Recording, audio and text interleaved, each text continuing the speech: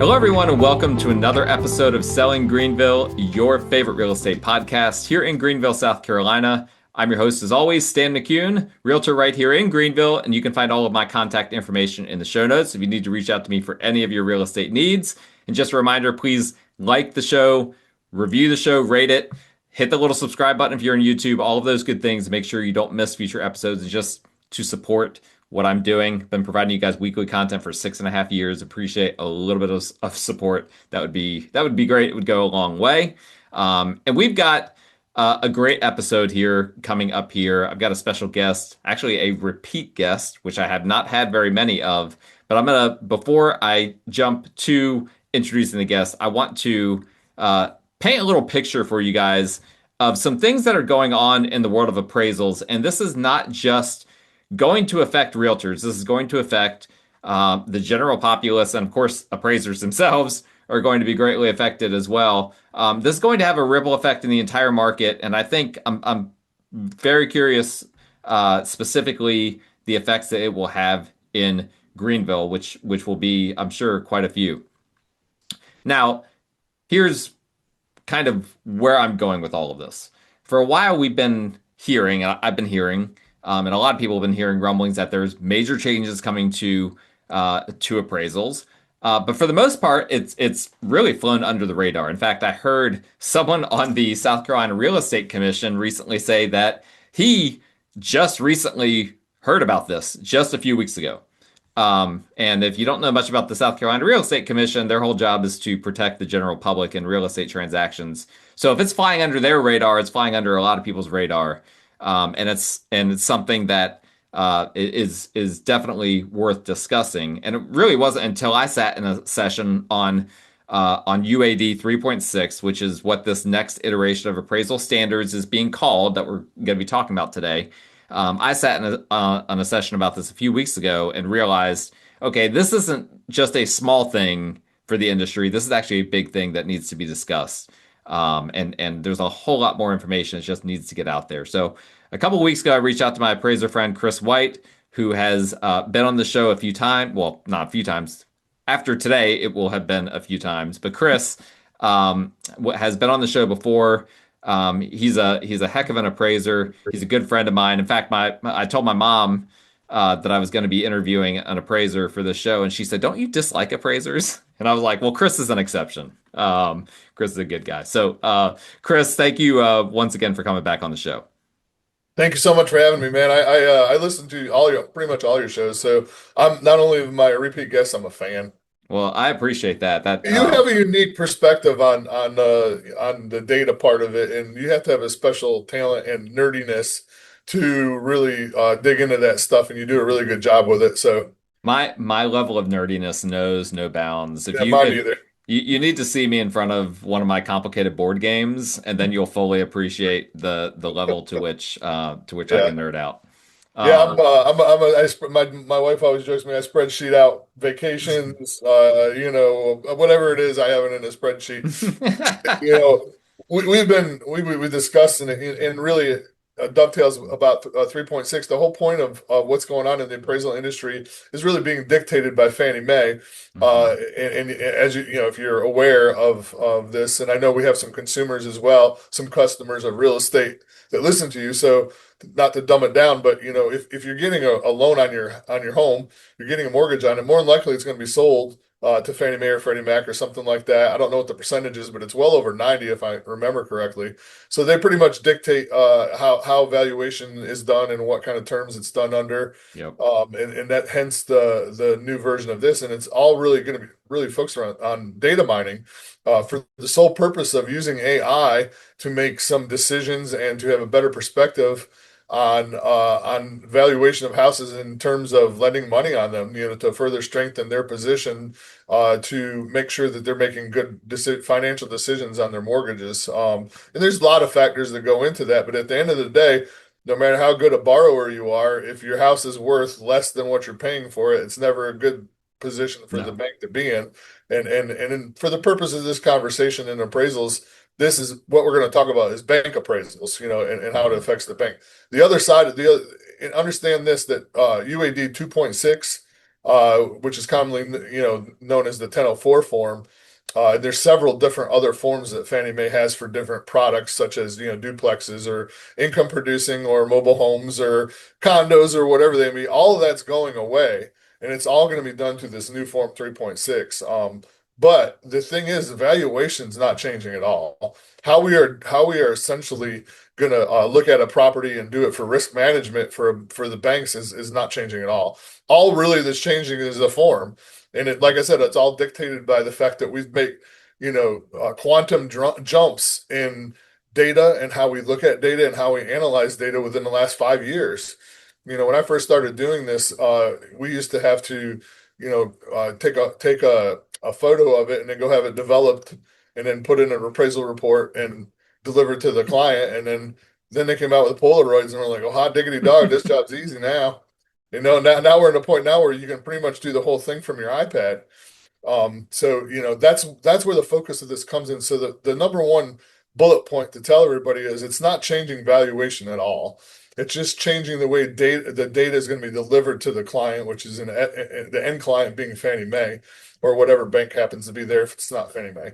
So Now, what do you say to the person that they just heard you say that and they're like, okay, so my house is going to be worth after this form comes out, which you told me pre-show that the mandatory implementation date is what, November 2nd, I think. correct. That's Monday, November 2nd. There's actually they may do it now. It's usually right now they're sending it out in bigger markets, and there's in typical fashion, this is something that has been punted down the road for a few years, and this is like the last time it's Fannie Mae's kind of drawn a line in the sand and said Sure. everyone get on, but this is it, and this is a colossal change in terms of the world of appraisal software, how things are done, and delivery of it. So it's been a very stiff form, and now it's going to be very fluid.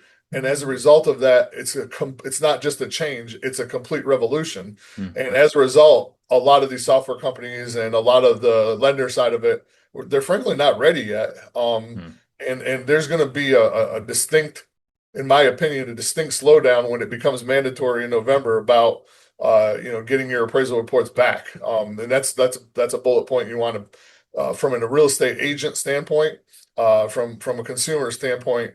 It's one of the things you want to kind of keep in the back of your mind. If you're under contract on November 2nd and you send that thing over to the closing attorney and then you call the mortgage guy up and say, hey, we're going to order the appraisal, and they order it on November 2nd, it's going to be done on a 3.6, which means if you're trying to close in 30 days, it might cause some issues because I don't know how this is going to go. There's several different industry, uh, um, uh, you know, scuttlebutt that like if you look around an appraisal conference or our peer group, like I'm one of the younger dudes. And I don't look, doubt that. not young. Okay, Yeah. I'll be 56 this year. So, um, the, as a result, there's a lot of guys that are just like, it's not worth it for me, for the portion of lender work they do to get compliant with this.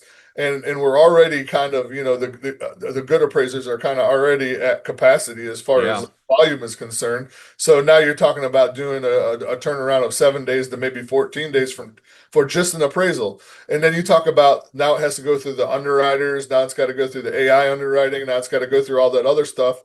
And they're training a whole new generation of underwriters on this as well.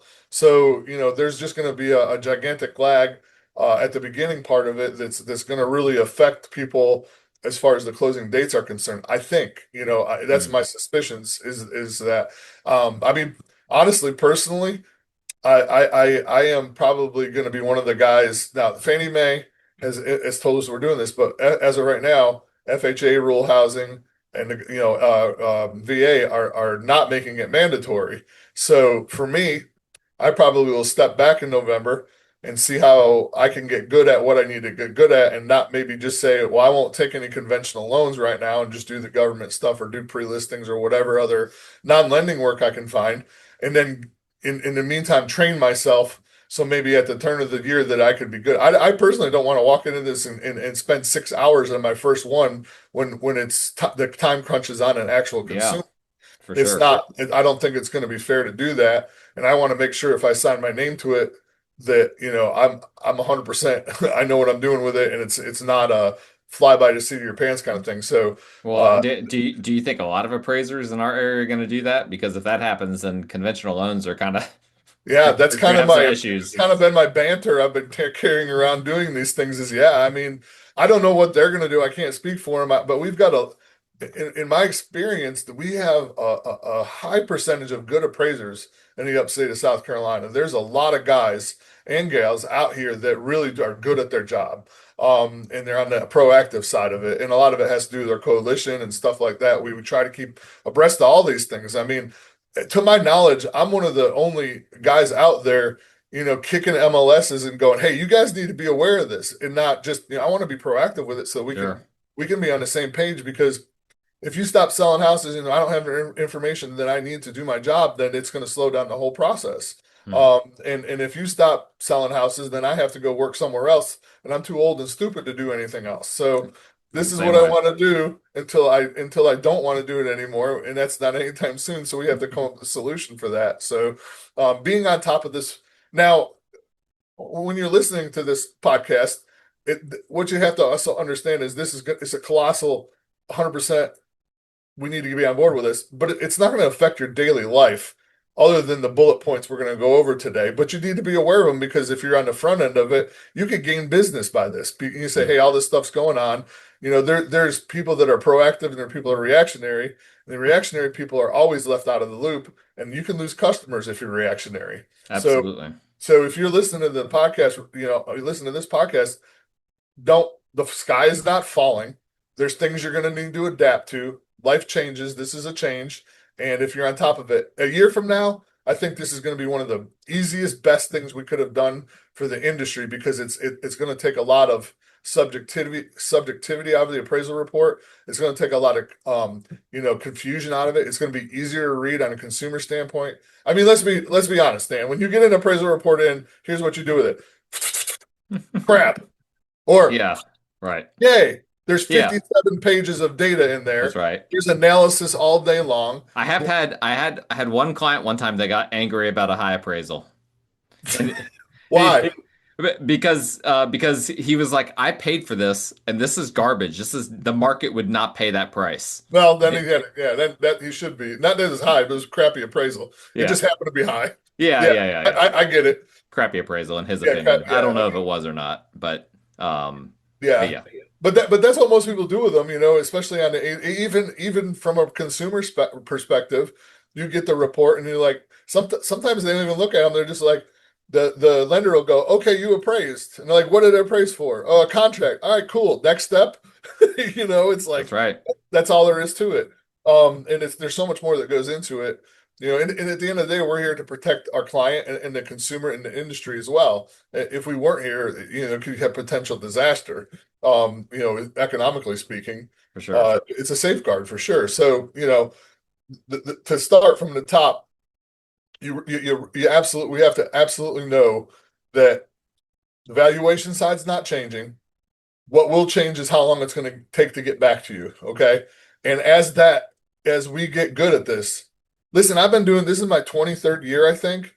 And this is the first time they changed in the 2 decades, the form. It changed right before I started, and then it's changing now. So 25 years, basically, two and a Crazy. half decades, we've been doing the same thing. So this is needed. Have you ever looked at appraisal report and you can't find something? Or Oh for yeah. instance, you're like, "Oh, it says my house is 2,000 square foot, but it's 3,000 square foot." That's because you have 1,000 square foot basement and it's on a line below it, and it doesn't look anything like the line above it. So it's just confusing to everybody. The only people that really know how to read it are the people that read them every day, like underwriters and stuff like that. It is confusing. This one's going to be a lot less confusing. You'll see something like say living room, and then it'll say condition good, and it'll say updates, and then it'll have pictures right there. So you can kind of get a good picture of whatever's right there. You don't have to go hunting through a report to figure out what he said here. All the subjective language is going to be gone. The commentary is going to be very minimal, and it's going to be very data driven. So Well, can you give some examples of some of these things that you're yeah, describing? yeah. Like for instance, like we're gonna have to know, like for instance, mitigation features. What kind of hazards that, if you are you in, does it have flood vents? Does it have storm shutters? Does it have all that kind of stuff. Now, will it make any impact on value? No, but these are things that are going to be in a report. Renewable energy components, there's solar, and MLS doesn't do a good job with this right now anyway. Mhm. One of the number one pet peeve with real estate agents right now, and if you're listening to this, please change how you do things. Is how what we do is we misuse the members remarks section. So what we do is we say remarks, syndicate remarks, and member remarks. Those are the three things we have to fill out. And 99% of the time, they're just copied and pasted from one to the other. There's no additional information on any of them. What the member remarks is supposed to be is that a non-published, non-IDX feed remarks that are made that are not public to everyone else, but are integral to the property. For instance, if you walk into a house and it smells like pet odor, and that has an effect on the marketing of the property, but it's not something you really want to advertise. You could put it in the member remarks and it says, hey, this closed 10% less than the rest of the houses in the market Mhm. because there was a huge pet odor. Or, hey, this, whatever that, it could be good things too. It could be the list of upgrades and stuff that the guy had. That could be in member remarks. I mean, that stuff usually likes to be, you like to market that thing, that portion That's of it. right. But, the member remarks that would be very helpful for us as appraisers if you could kind of just mention things that might be integral to us in evaluation, like, hey, this was a nasty divorce, or they wanted to really, anything that would be pertinent to why something is or isn't, better or worse than it should be. So other areas that you want to be noted of HUD certifications, where they are. A lot of times, I'm not throwing shade at anybody, but real estate agents will market mobile homes and not know anything about mobile homes. Yeah, of They course. won't know where the HUD certifications are. They know what the data plate is. Yep. Those are all things we're going to need to know on a front end. Accessory dwelling units is another one that's going to, and why? Because they're more popular now. And if you don't know what an ADU is an accessory dwelling unit, which is like a subservient living space to the property. It's not a whole nother house. It could be that's smaller, but it's an area that could be used as secondary living quarters that has all the, has a bedroom, a living room, heating and cooling, and a kitchen and all that stuff. Those are gonna if anyone wants to know about all that stuff, and that's good because right now we don't know what has we call things different things in the MLS. We don't know what they really are. They're entered in different ways, and we have to guess at the overall, if it's an ADU or whatever, we have to guess at it. And then once we guess at it, we got to figure out what the contributory value is. Have you mentioned or said something that sounded like maybe you had spoken to some of the MLSs. Have you like had meetings with MLS committees locally here? Yeah, actually, all senior leadership from GGR, and the two at that was Spartanburg Association of Realtors as well. And by the way, when I was there, I happened to mention that we have too many MLSs. That's that's one of the things that makes things hard now. Yeah. Is there's you have people listing things in Spartanburg. That's not going to happen unless one of them goes bankrupt. Well, That's the only way it's it's going to my happen. goal to at least have them combine information post closing. Sure. I understand that it's a business. I understand it's a revenue source, but from your perspective, looking up comps and doing research, my perspective as an appraiser, if we could automatically shoot each other back to the closed sales so Mm. that you don't have to go back and forth, it would be monumentally more. I have to do double work now. And if I'm working in an area like Piedmont or where they have Western, which is a completely different MLS, it's just problematic. But to answer Sure. your question, yes, just a couple weeks ago, me and another appraiser, Erica Ward, had a sit down with the leadership of GDR, and we went through a presentation that this is the stuff that's going to need to change, and they are actively going to be changing the MLS in Greenville to accommodate 3.6. Now, I don't know how that's going to transpire because I understand coding side of that is a pretty big task Yeah. to change boxes and you're like, just add a box. It's not that simple No. when you're talking about an animal like MLS. But for starters, I suggested number one, we use the members remark section more efficiently. And number two, how about we add all the stuff that appraisers are going to need in this form of a checkbox list or something like that to the associated doc section so that we can go through all this thing. Like one of the other things we're going to need to know. for instance, is the height of the front door from the ground. Now, why do I need to know that? I don't have the answer to that, Stan. I don't know why they think that's important. I think it has to do with floodplains or Yeah, something. I would imagine. I don't know, but we that's one thing we're going to have to look at in every appraisal report and all that stuff. So there's just little nuances, and there's a So I don't what's going to happen if you pull up comps or yeah, are you going to have that for all the comps that you're pulling up? yeah. And so what happens if you don't have that? Then you check unknown, and then they get slowed up.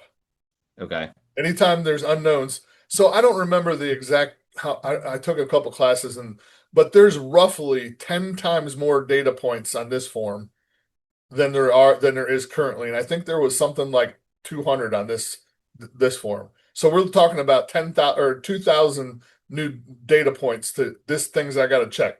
What kind Right. of this, what kind of that, what kind of windows, what kind of that. And all that takes time. And if there's unknowns, then we have to well, does that impact value?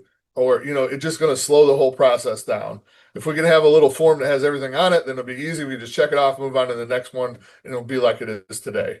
But there's a ton. I mean, there's really a ton of stuff that's going to be out there, and I have a list somewhere. I'd be happy to share with you at some point. But it's going to be a lot of minutia. But the big ones are going to be stuff like I'm now going to need to know that like I can't say a house is average quality house in average condition. I have to break down, is the kitchen new? Is the kitchen average? Is it good? Is it C1? Is it C5?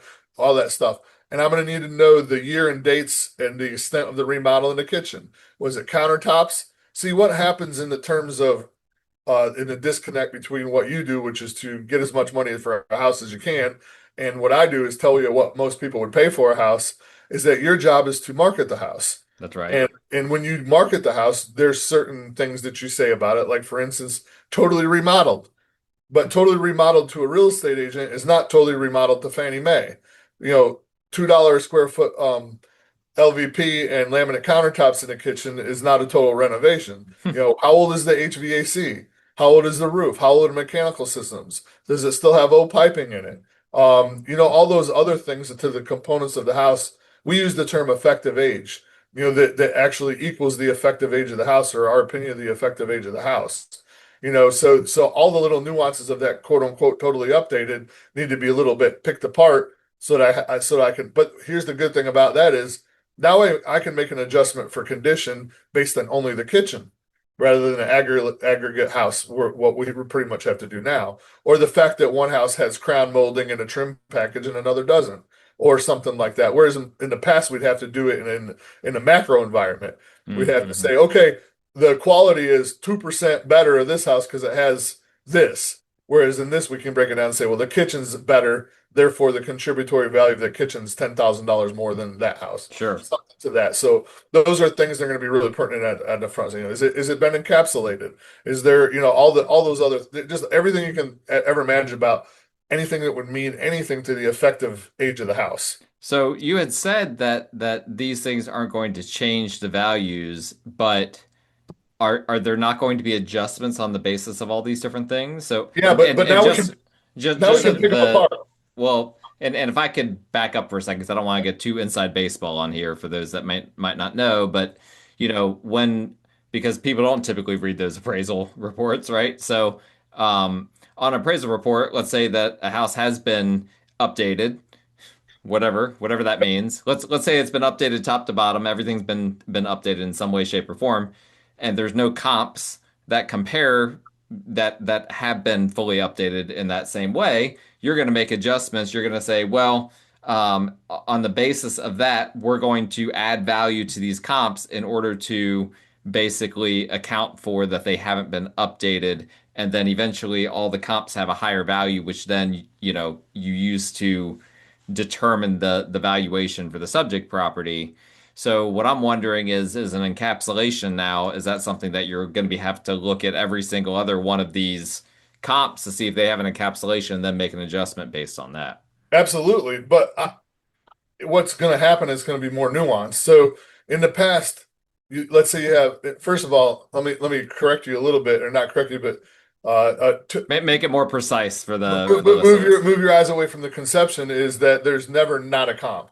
So just because you say there's no comps that aren't updated, you have to have a basis for to Sure. make an adjustment. So you have to find one that has similar updating, even if it's further away or in a slightly different market or something like that. But each thing that adds value, contributory value to a house, has to have some kind of data, supportable data to make an adjustment on. That's why, for instance, I don't make adjustments for like things like fences a lot because of a $500,000 transaction, if it adds $2,000 of value to the property, is that even, can you even be that good at your job to say that's true? So what's going to happen in what you're talking about is in the past, I had three comps and they were 400, 410, and 415. Okay. And the 415 was totally updated. The 410 was a little bit updated, or the 400 was a little bit updated, and the 410 was in the middle. And you can say, okay, well, mine's kind of more like 410. It's not totally updated. So I'm going to make a $10,000 adjustment for condition.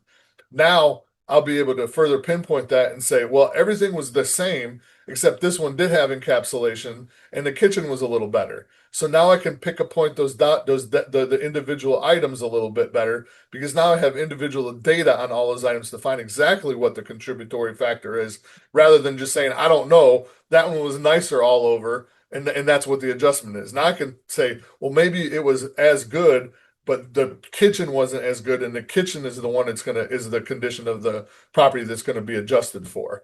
But in the end, you have to have data. And, Hmm. and the truth is about things like, let's say, encapsulated area or whatever my big example always is plantation shutters. Like, yeah, they cost a lot of money, but you can't tell me that a buyer is ever going to walk into a house that doesn't have them and then walk into a house next door that has them and say, I'll pay an extra $15,000 for that house because it has plantation shutters. And that, in essence, is how that's how we figure out what things are worth, is what the difference that the market bears on how much more somebody would pay for something. That's right. And if it's not provable, guess what? I can't make an You adjustment. don't get value for it. Yeah. You don't, it's not that you don't get value because there's this term that we use, value. Do we get value for it? Well, value means money. And when we talk about, you don't necessarily increase the sales price, but you increase the marketability Hmm. sometimes. And when you increase the marketability, it might sell faster.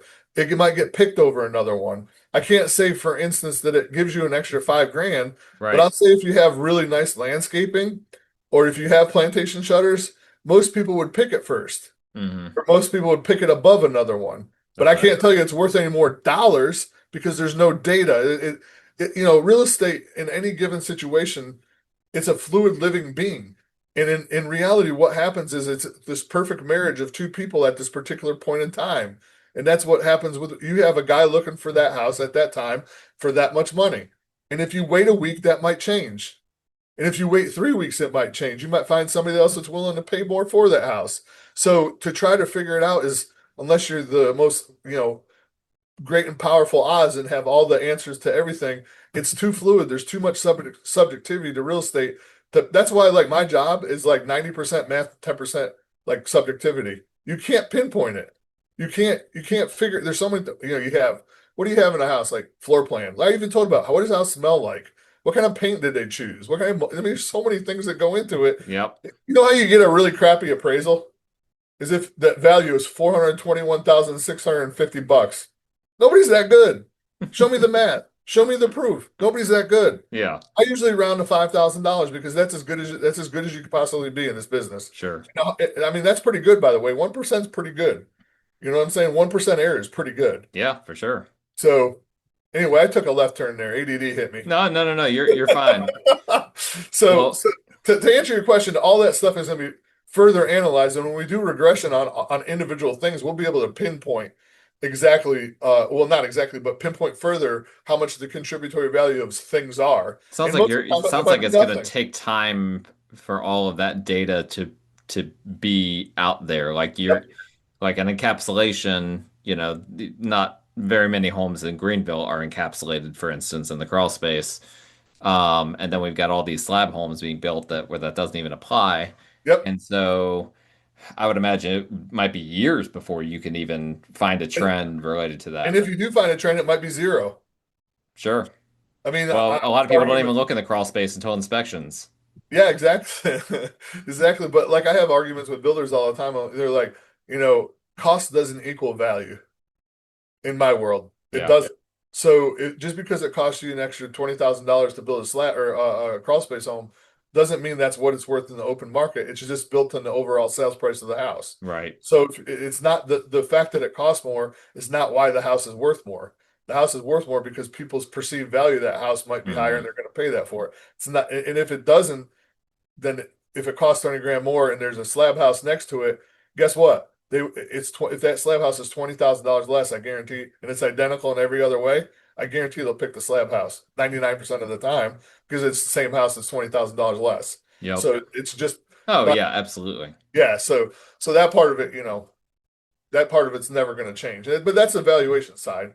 The main focus on this, like I said, the timing. What's going to require real estate agents to do is gather more information for us. Another thing we're going to need more on is HOA information. How much is HOA dues? What does it encompass? Is it exterior maintenance? Is it lawn maintenance? What kind of amenities do the HOAs have? That will just help the process move faster. Because if it's not in the listing, I'll have to go look for it, and that takes time. The report's going to look totally different. I don't know how many pages, but well, first of all, there's not even going to be in a report anymore. The PDFs are going to be generated by Fannie Mae. So when I get done with a report, it'll be in a online cloud situation. And then I get done, I hit submit. It goes to Fannie Mae. I don't even have a printed version of it. I can't forward a Interesting. printed version to anybody. I can't forward a version to anybody other than the lender. And Hmm. then they do what they're going to do with it, and they send it out to whomever needs it. How long is that This, process going to take? oops, who knows? Okay. So they haven't, I mean, I know that what they say doesn't necessarily matter, but I didn't know if they had issued any guidance on that or anything. Well, unfortunately, they've adopted the theory that this is what you're doing. Figure it out, and the ripple effect has not been analyzed by many people at this Yeah. point. Like you said, there's people in high positions of power, authority, and knowledge that have no idea this is even happening, and they're going to be completely in the front yard with their pants hanging. Well, I'm at least grateful that they're doing this in November and not in like April or March or, Yeah, I think that was blind luck, to be honest with you. oh, But I'm sure it was. yeah. But yeah, I mean, it is what it is. The other thing you have to understand too, if you're like, hey, Chris, I'm having a hard time with this house. I need you to help me price it. Or if I have a client that has a probate issue, it's still going to be on the old forms. So those aren't going away either. Hmm. But for any lending purposes, this is going to be the way it's going to look. Just understand you might get some orders in from now. They are out there, but November is the hard date on it.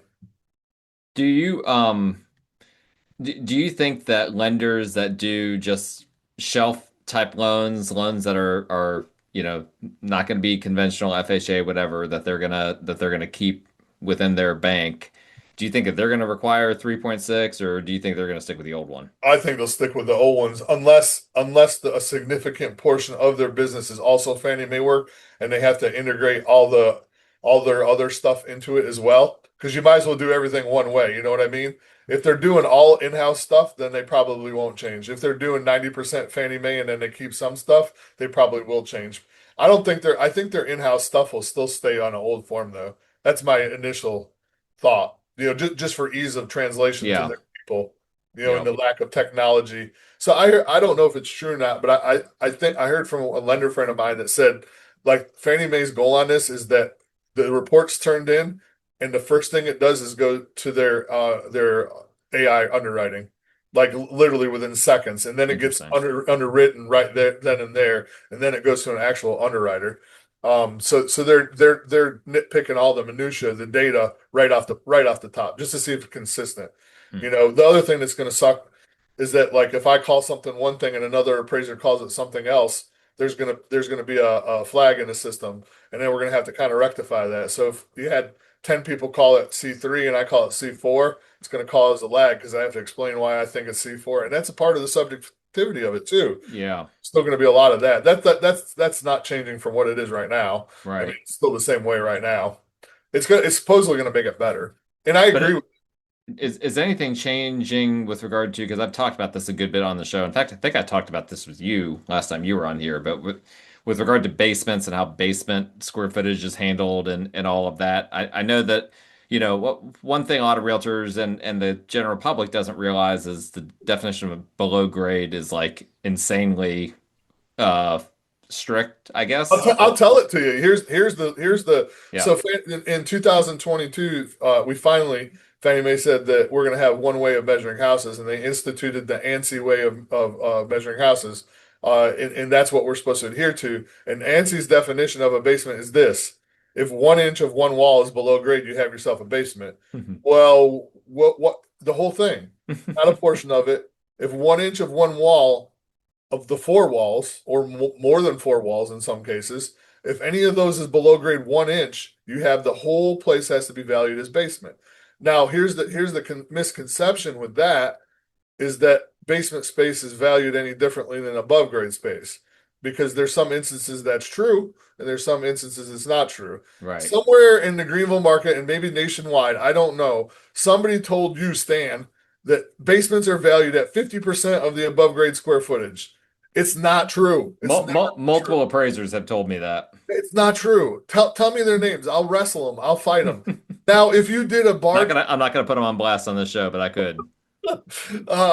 if you did a bar graph on it and you did the data from the last 10 years of the appraisals I did, maybe it is around 50% of above grade square footage. Maybe it is by pure happenstance. But you go up to the Cliffs of Glassy and you have houses that are 2,000 square feet above grade per ANSI standards and 5,000 square foot below grade they're built in a mountain. Yep. You can't tell me that basement space is worth 50% of No, the above no grade way. square footage. You go to Augusta Road and you go to a basement down there and there's dead bodies, running water, Freddy Krueger, and you can't tell me that those basements are worth 50% of the above grade square footage. They're not. They're borderline Yeah. hazardous. So you just have to do the work on it. And here's the other thing to remember about that. My issue with that, with the blanket, with the times I've had appraisers just use a blanket rule and tell me that they have reasons for just using a blanket rule for basements, is that what you just described, at least to me, to my realtor ears, is you just described condition. Like if that were the second floor and there's a dead body and mold and water coming in on the second floor of the Yeah. home, that affects the value of the home just as much as if it's below grade, Yep. And so that's my take on that. Yeah, well, you're 100% right. I mean, just because it's a basement doesn't mean it's worth less. You have to me, it's lazy. Yeah. That's it. To say it's 50% is lazy because you have to do the work on it. Well, I was also told that it's cheaper to build a basement home than it is to build a second story to a house. And I have asked a lot of contractors that question, and every one of them has been like, "No way. Yeah, I don't think so. No way." Yeah, I don't think so. But look, look, That look, shouldn't look, matter though, either way. to me, value is value.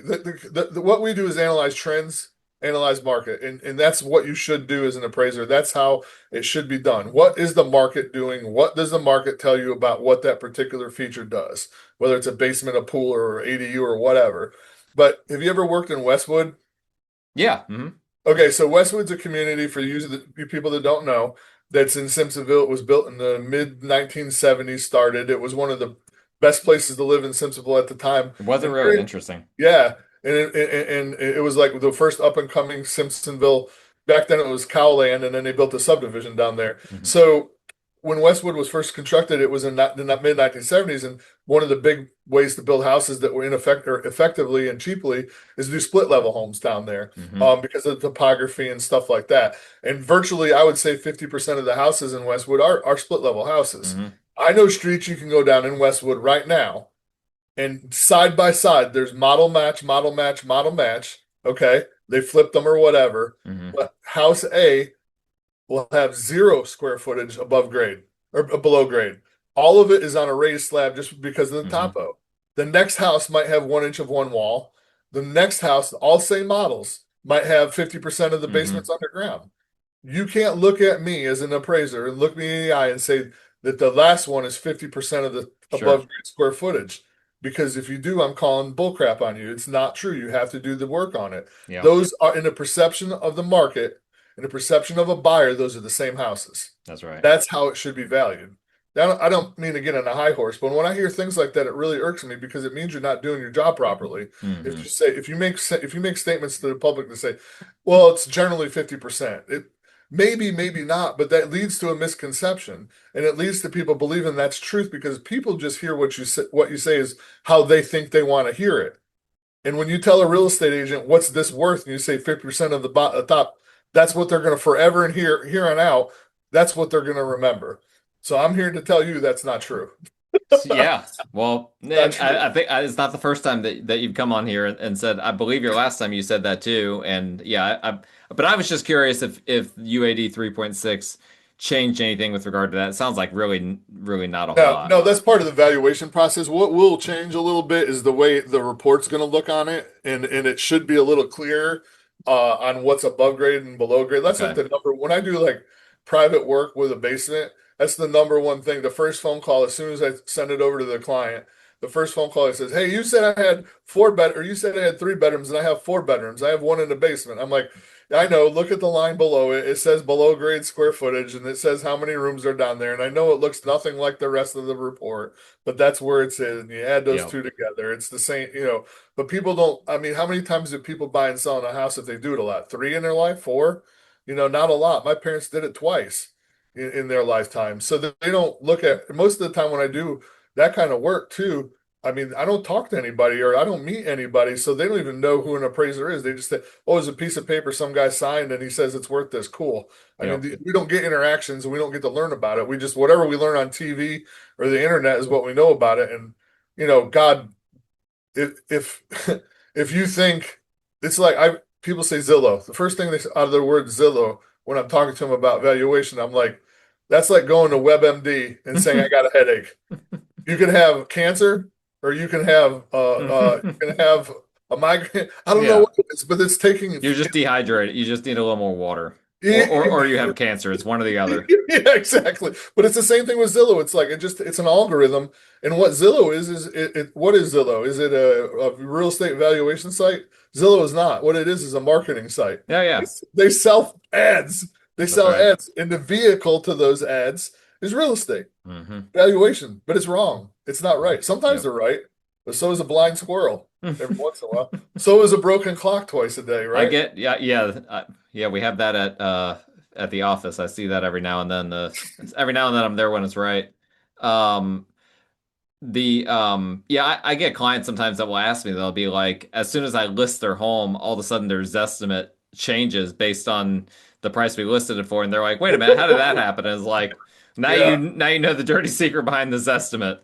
Well, the dirty secret is they don't want to get sued anymore for having it wrong, is what yeah. Yeah, no doubt. A lot of politics when it comes to that. What about, and this is, I don't know how many, anyone listening up to this point is invested in whatever we're talking about. So this one's more for me. ADUs. Yeah. So currently in Greenville and Spartanburg MLS, I can't remember about Western Upstate. We don't have a great way of incorporating ADUs into a listing. For instance, there's not clearly like you basically have to include them into the total square footage of the actual home. Yep. Um, talk about that. Is that going to be a That, problem? Is that something that MLSs are going to have to change? Yeah, that was like discussion one with the MLS board. So yeah, right now it's handled the same way as a porch is. You know what I mean? It's like a checkbox somewhere, and there's no additional information. In That's right. some cases, you could have ADUs worth hundreds of thousands of dollars. I know there's a Yeah. builder in Greenville who's building $1 million houses, and he's building a two-car garage next to them with about 400 square foot of living space. And then I did a review on one that had the ADU as a contributory value of $40,000, and I'm like that I mean that doesn't make any sense whatsoever. No. So yeah, it's something that we address with them, and it's something that they're supposed to be handling on a. It's going to be hopefully it's going to be a whole nother section on both of them, and it's going to have it'll be just a whole nother section under that. It's going to have areas that we can put in information. I know it's more work on the entry level, but we're going to have what kind of flooring does it have? What kind of heating system does it Well, have? there's not that many homes in Greenville with ADUs. There's starting to be a lot more because people are built, because of the affordability, people are starting to build them. And then, if it's legally permissible right now, and by the way, that's a whole nother, remind me what I just said if we get off topic about Okay. legally permissible.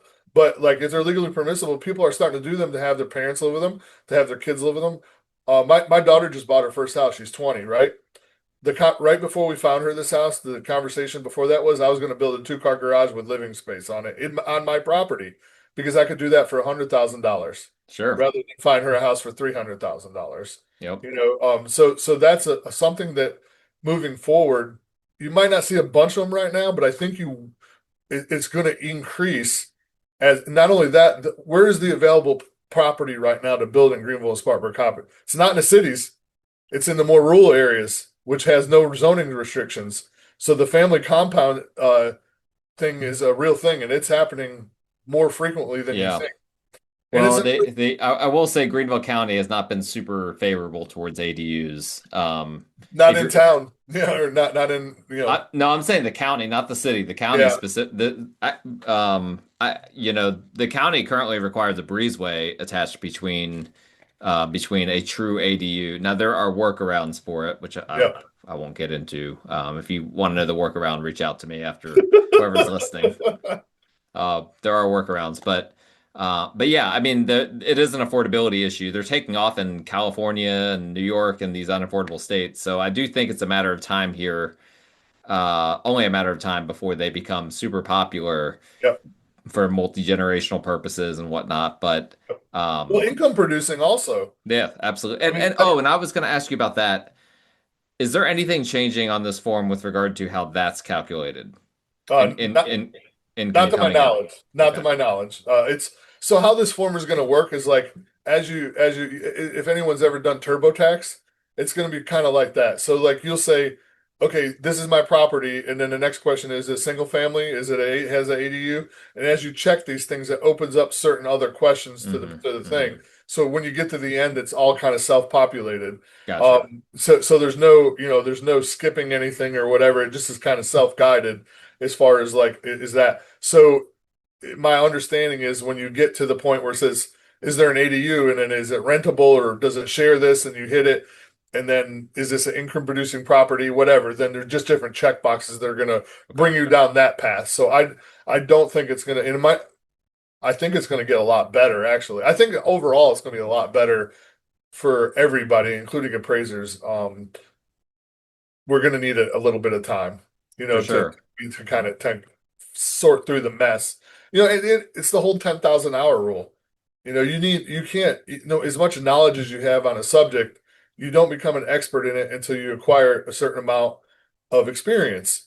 And when you, the only, there's no way to train for experience. And that's going to be this. We're going to make mistakes. It's going to be confusing and it's going to be confusing for underwriters, it's going to be confusing for lenders, it's going to be confusing for agents, it's going to be confusing for customers. But this is something we're going to have to do, and it's going to at the end of the day, it's going to be good. Are you I ex think. are you I think expecting that people are gonna automatically jump to asking for value reconsiderations? Do you think that there's gonna be an uptick in that? I haven't thought about that. Maybe, possibly, might be. I could see that happening, I particularly can as see that people happening. get adjusted to How it trying to looks. read it. Yep. Yeah. The other thing is, just to prepare. I don't know about the rest of the world, but I'm not doing these for the same amount of money as I'm doing the old ones. The industry standard right now is not that there's a standard, but the industry thought is it's going to be 50% more than what we're charging for Wow. appraisals. So, Interesting. yeah, Okay. and the reason is just a business decision. It's like I can do two of those. It's like when people say, "Hey, can you do this strange property for me?" And I'm like, well, what's strange about it? Well, it's on a lake. Built in 1800s. And I'm like, sure, but it's going to take me twice the amount of time to do a regular appraisal, so it's twice as expensive. Yep. It's just a business decision. I can do two new constructions for $500, or do yours, and it's going to take me twice as long, so it's going to be $1,000. So I Right. mean, it's just a business decision. It's kind of the same thing with these. You're going to go through your thing and say, I can take one UAD 3.6 or two of these. It's going to be the same thing. Right now, a good appraiser in a 2,500 square foot 2-story house, I'll spend 15 to 25 minutes in that house. That's inspection wise. That has Hmm. nothing to do with valuation. Just Right. talking about inspection and then report writing maybe another hour. They're saying that most people are doing this now are spending between an hour and a half and 2 hours in the property and another hour and an hour and a half to do the report. So you're talking about doubling the time to do it. Now, and here's the other thing, the software sucks. Right now there's shortcuts. There's common responses. There's cloning. There's Hmm. drop down menus. Each one of these, if they're going to continue to do it the way they're doing it, like I told you, is going to be independent and have its own life, which means there's going to be none of that. So you got to start from scratch in every single one of them. Hmm. So the time, and I'm sure as the software gets better, it'll be easier to do this. But when we're starting out right now, there's none of that. So it's going to be very, very time consuming on an appraiser No standpoint. doubt. All Yeah. right, couple more things. So you had mentioned right at the beginning, and this was something that I hadn't heard up to this point, is that it's not going to be required for FHA and VAs. Is that going to Yeah. be, do you think some specific lenders will require it? Well, Even though, if they're doing an FHA product, they FHA probably won't accept it to start okay. with. So, Yeah. so, So so right now they're just not accepting it. there- yeah, well, I don't know if any's been ordered that way. So if you're doing an FHA, and I'm not a lender, so I don't know exactly how that whole process works. Sure. But what I think happens is you're like, I'm going to order an appraisal. Well, is it conventional or is it FHA? And if it's FHA, it's ordered as a 2.6. I think that's how it's going to happen Okay. to the appraisal side. So, but if anything that's happened that Fannie Mae's done, FHA has done too. It just usually it's 6 months later Okay. or whatever it is. Yeah, so this is we've got a little bit of a honeymoon here. Yeah, and that's typical of any change that's ever come down the pipe, honestly.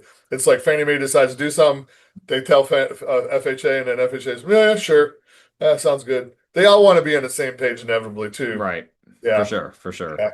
So you told me to write down legally permissible, and I don't know why, but I wrote it down. Awesome, thank you. So, one of the big things that we've been told is that the one of the big changes is there's going to be a super hyper focus on if things have been done right, permitted right, and our directive so far is that if you have an unpermitted addition that can't be verified, that it's not going to be able to be included at all.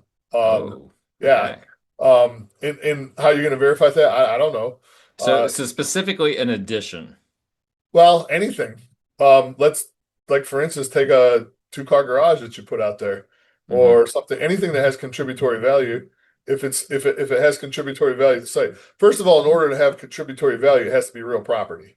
So Hmm. if you're talking about something that's not real property, it's irrelevant anyway. And typically, you don't need a permit for that anyway. But my takeaway is like if you're talking about maybe you enclose the porch or something. Hmm. Um, I don't know if that has a bearing on the contributory value of a property or not. Now, if you converted it into living space and it was unpermitted, like you did foundation work, put an HVAC in, and it's not permitted, then Fannie Mae's directive is you cannot include it in the overall GLA of the house. Okay. But you know, again, I don't know how all that. I mean, in Spartanburg County, there's they don't really require permits sometimes for certain things, and I don't know how you're going to track it. I mean, there's a website you can go to, but what if the last time the house went was what if it was done in 2004 Yeah, or that's what I was going to ask you I mean, it's going to be really hard. It's going to be interesting on my perspective to see how that part of it shakes out.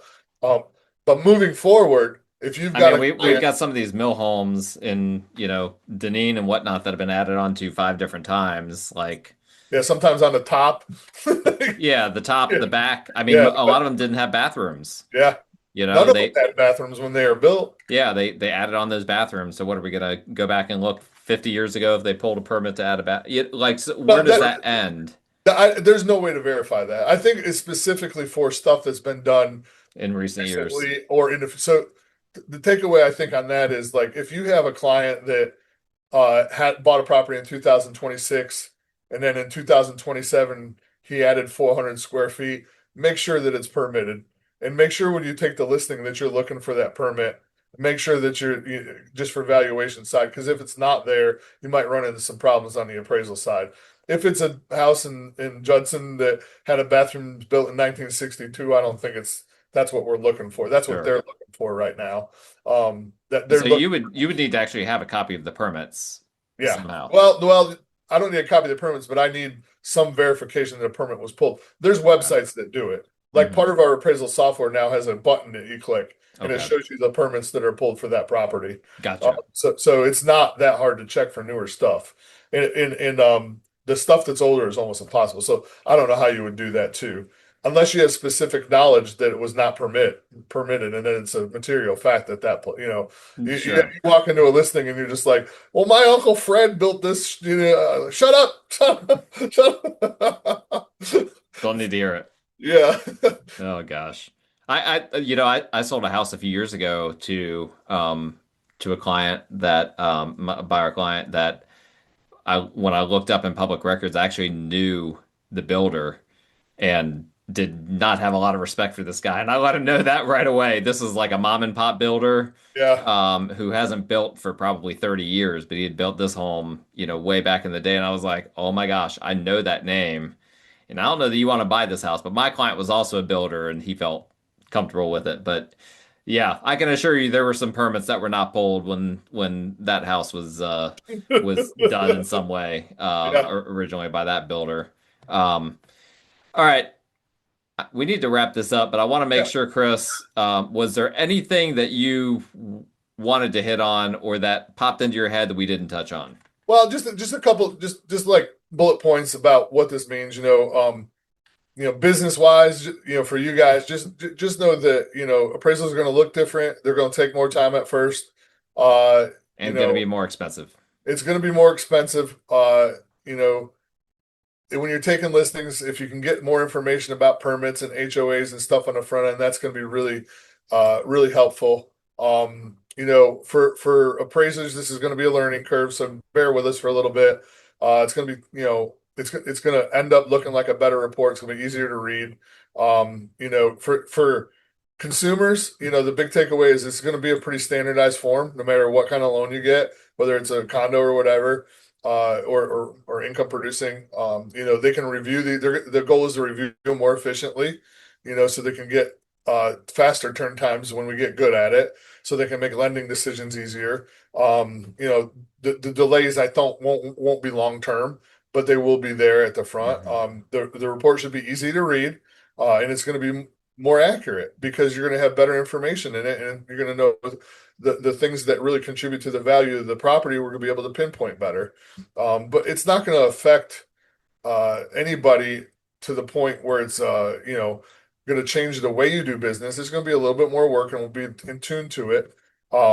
It may hold up some closings, but it's not going to be deal busting things unless you have issues like permits. I don't know about you, but if you're probably listening to this podcast, you're probably not in the class that uh, isn't on the top end of your industry. You know what I mean? But there's people out there that take listings that uh, really shouldn't be selling real estate. I mean, just didn't know the basic, and then I had No my comment on that one. yeah. I mean, it's like any industry at all, but Sure. people that are proactive, this will be a bump in the road. People that don't know about it, you could lose a deal. So know about Yeah. it, be on the front end of it. You won't have anything to worry about. Yeah, and it sounds like it's something that for the general public that when they're interviewing realtors, they might want to ask them, are you Yeah, what do you know about it? familiar Yeah. on some level with the appraisal changes that are happening? Are you making any changes? I have already started, so I just had a listing that went live this past weekend that was renovated. And I oftentimes do this, but sometimes it's hard to get from clients for one reason or another. And this one wasn't the easiest to get. But I was like, I want a detailed list of everything was done. And now what I learned from this conversation is that there also needs to be years on there as well for things that were done maybe a couple of years ago, which oftentimes people will include that into their when they're saying that they remodeled their home, Right, exactly. the AC they replaced 2 years ago is part of that remodel. Hey, Um, Stan, I had one. This is a guys on the street 2 weeks ago. It said totally remodeled. This is in the advertising house. Totally remodeled in 2012. uh, whoa, I didn't realize that Zoom would like move the camera like that. That was weird. That's That, that's that's hilarious though. I mean, yeah, 14 years ago, yeah. surely nothing changes in 14 years, right? That's funny. Yeah. So, The question was it what kind of roof did they put on it? Is it the roof that is 15 to 20 years rated or 25 to 30 years, well, you know? that's actually it's one of the things we have to put on there. Is it composite shingles, three tab? It's one of the things we'll have to look at for sure. Yeah, Yeah, yeah. It's a lot of minutia, but I mean, we'll get good at that part. It's not that hard, you for know. sure. But the more information we have on the front end is going to be better off we are in moving quickly. You know, this is a fast paced real estate environment. You got to get stuff done. We're So gonna all have to figure this out very fast yeah, because yeah, people are still gonna be buying and selling homes. They're not gonna be waiting for 3 months for us all to figure this out. 100%. Not only that, it will cost them money if it does. That's right. Cost everybody money. Nobody's happy when that happens. No, And I don't know absolutely. if people are aware, but most real estate agents don't get paid until it closes. That's right. So it's integral that you get closed. Yep, yep. Yeah, and maybe that's enough motivation for realtors to do what they need to do and you know to get that information. Yeah. My hunch is not, because I see emails all the time going out from the assistants at my office saying, telling people to submit their closing paperwork so that they can get paid. I'm just like, I don't understand why you would have gone through that entire process and get a client closed and then not submit the final paperwork, which isn't that much. It's just a HUD Yeah. and maybe a scan of a check that you got. Like it takes 2 seconds, but. Hey, I ran a brokerage and I had agents and I quit because I couldn't figure that out. So yeah, it was Uh, I had enough of it myself. But I can yeah, imagine. it was the cream always rises though. I mean the people Sure. that are going to be no matter what happens. I mean people are buying houses in 2008 too. You know there was agents Hmm. in 2008. There's going to be agents from here on out. And people like you said are going to be buying and selling real estate. And I look at this as an opportunity as an appraiser, as a real estate agent, as a lender to be on the front end of stuff, so you can be a guru on it, so you can educate people on it. For And sure. the thing that happens when you do these kinds of things, and you get out in front of things, is people notice you. And when people notice that you're proactive on things that mean something, they're more likely to trust you with. I mean, that it's the biggest financial decision that most people will ever make in their life. The fiduciary duty there is great. And I Absolutely. think we miss that sometimes, even from my angle, you miss that. There are real people involved in these transactions, and it's important. It's an important decision for them. So do Absolutely. your best job. Yep. And I don't think we could end on a better note than that. So Yeah, yeah, Chris, thank you so much for your time and for all of those details and all of that. If anyone needs you, obviously lenders are the ones reaching out to you for bank appraisals, but if anyone needs you for home measurements or for pre-listing appraisals or anything like that, where should they yep. find you? www.scappraisers.com. And my name of my company is Carolina Appraisal Partners. And I am the only person there, so I am the partner. All right, there we go. One partner to rule them all. One partner. Yeah, that's right. That's an uphill battle right there. But yeah, And I'll put Chris's information in thanks, the man. I show notes appreciate as it. well, along with my own. So, I so, enjoyed it, my friend. Hemi, I want to be the first three-time guest, though. ooh, well, we'll have to let this one breathe, and we'll see Okay. how we'll see All what right. changes. Maybe we'll review UAD 3.6 once you've got a We can little just bit talk more about football experience. or something. I just want to be. You just want to come on the show to just talk I just about want whatever. to. Yeah, exactly. Yeah, hey, I'm not opposed to it. I've had some people on here before I've had someone on here for a roast one time where we roasted someone on Facebook. I had another guy we just talked about just random stuff. So yeah, we'll have to do that. All right. Sounds good. All right. Well, that was Chris White, everyone. Thank you so much for watching and listening. Again, his contact information as well as mine will be in the show notes. Please like, rate, review, subscribe, and I'll talk to you guys again next time.